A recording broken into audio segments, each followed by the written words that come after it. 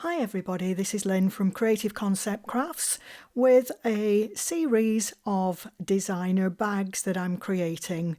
This particular one has been inspired by an Issey bag and it's called a Bow Bow bag.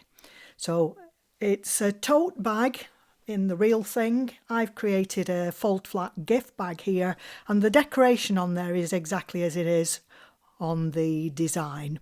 So what do we need to create the bag?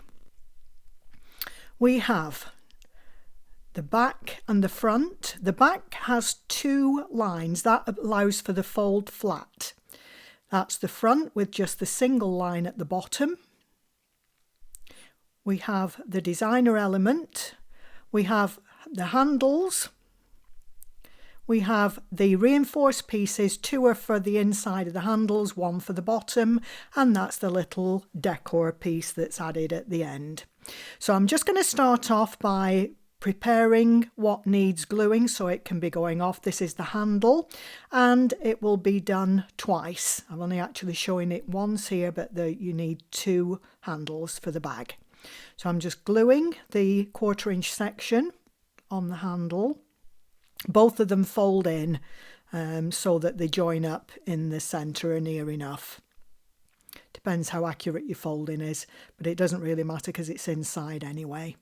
So I'm just starting to burnish all that down. It just takes a couple of minutes for the glue to start to go off and then all of a sudden it will start to stick down. So I'm just burnishing it down with a bone tool. And then we can repeat exactly the same thing on the other side. So again, burnish it down and that's the handle completed. Now we can add the decor panel to the front of the bag. It will only fit one way.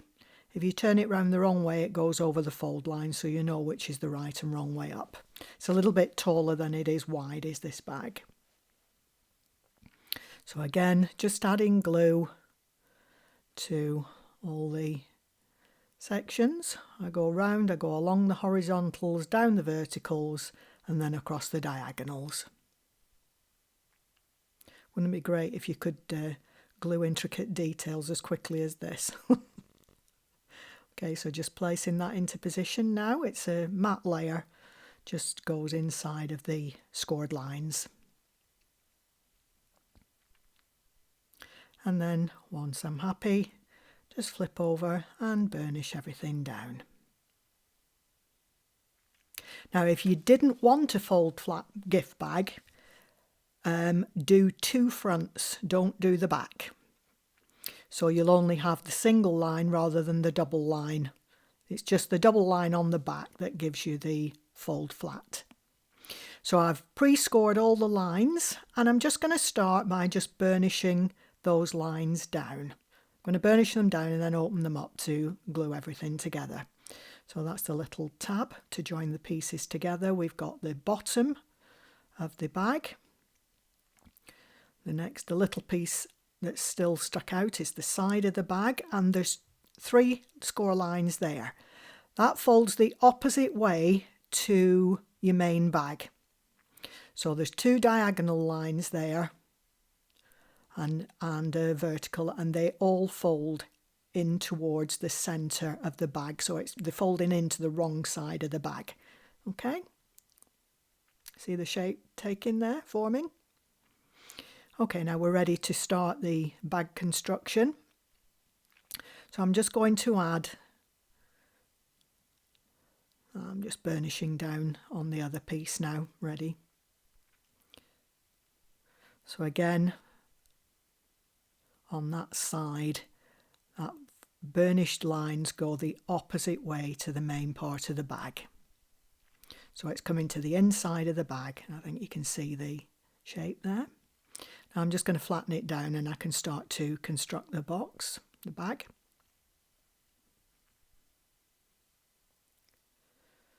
Just working out which way around we need to have it. There we go.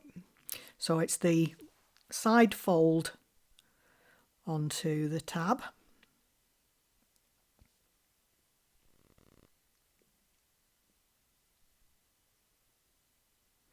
So line up top and bottom, the score line at the bottom to the very top of the bag.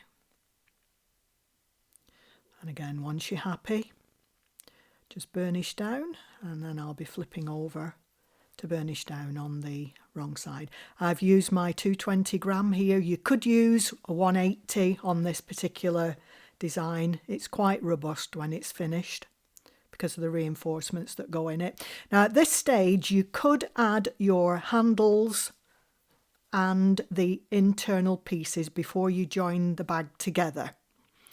I've done it the other way, but you could actually add, so if you wanted to sort of whiz forward on the video here to the handle pieces and do them while it's still flat, you may find it easier. It's not difficult to do with the bag constructed, but if you prefer, you can do it while the box is still flat. Okay, so now we're ready to, I'm just getting in and burnishing the tab line there. And then we're ready to put the base together. So just push one of the long sides in. And then I'm going to fold the other piece out of the way. I'm going to glue the two side tabs.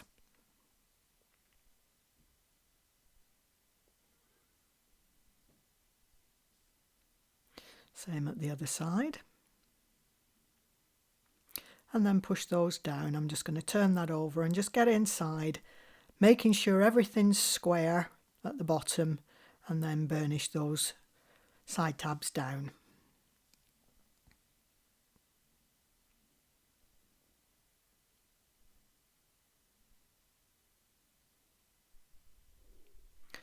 Okay, now we've got the base. We've also got a reinforcement piece. We can either put it inside before you put the base on, you can glue that together and then glue the base, or you can put it on the bottom, which is what I'm going to do, so we've got like a matte layer, or you can put it inside. It's entirely up to you. There's three ways it can go, and it's, like I said, it's your option whether it goes inside before you glue this piece now, or as I'm going to do, I'm going to put it on the bottom once I've glued this section. So just popping it down, and then again get inside there and just push all those, burnish all that down inside. You can put the mat on the inside. It's just a bit awkward to fiddly to get it inside there, so I prefer to put it on the bottom. It's just a reinforcement for weight anyway, so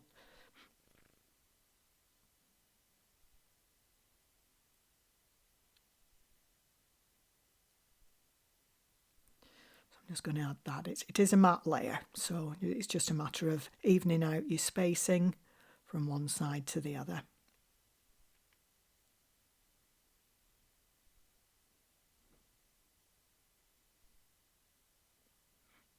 And then just burnish that down, and again get inside and just fasten down.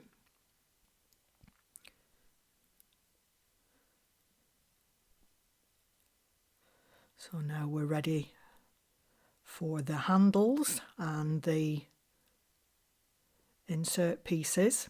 So you're going to take one of your handles and you're going to place them in the centre of the second and fourth of those designs. And it's the right side of the handle to the wrong side of the bag.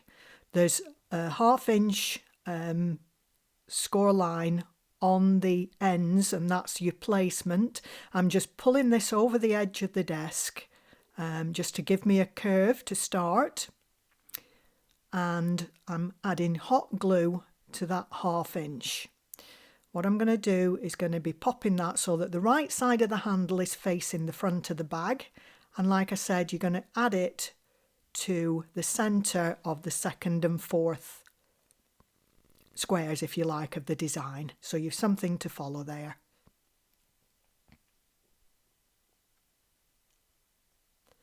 So I always hot glue anything if there's going to be, if you're going to put any weight into anything, I feel that it holds better.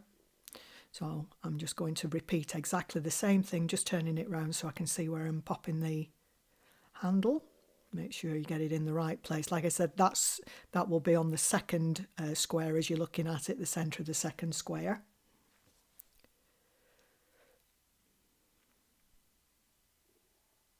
So the joining the handle faces to the back. Now this is the reinforcement piece I'm adding glue to now.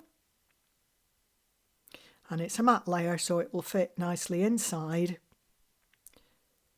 Just pop your bag onto its end, and then you can get in there and line it up so that you're covering over that handle. And once you come to burnish that down, burnish it down really well on the sides of the handle, on both sides of the handle, but don't actually go over the top, or otherwise you'll end up with a ridge. So I just go in between as far as I can, tight up to the sides on both sides of the handle, and of course at the bottom, so you don't see any ridge from the handle there. Okay, so now we're going to repeat exactly the same thing on the other side. So it's the right side of the handle to the wrong side of the bag, and there's that 1/2 inch tab line to add your glue to, and get them directly opposite the handles on the other side. If you need to measure it, do so, but I've just looked at it by eye.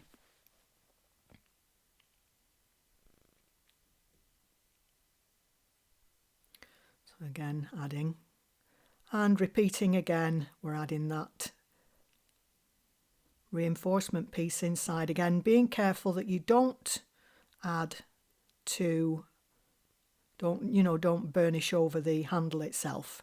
So that is the bag completed with just a little bit of trim to go. Now here's where, if you want, I didn't burnish the fold line back. It's better to leave it to this stage. So just pop it down and then just gradually, gently work that line back, and it will go into a fold flat. Okay, now we're going to finish this off now by adding the decoration. So I've got the little tag, and it's exactly as it is in the design. I'm presuming that the little notches would be for an adjustable length of a handle. Of course, we don't have that sort of leisure with a paper one, but it's just to mimic what's on the designer. And then I'm adding some little silver gems here. I'm sure you've all got something similar in your stash. These are self-adhesive ones, but I always add a little bit of hot glue. I never trust the self-adhesive, it comes off again. So the first one goes to the top of one of those cutouts, and then there's 2 more that are added to the second box, top and bottom. So it's opposite the handle. So it goes into the first quadrant and then going into the bottom one.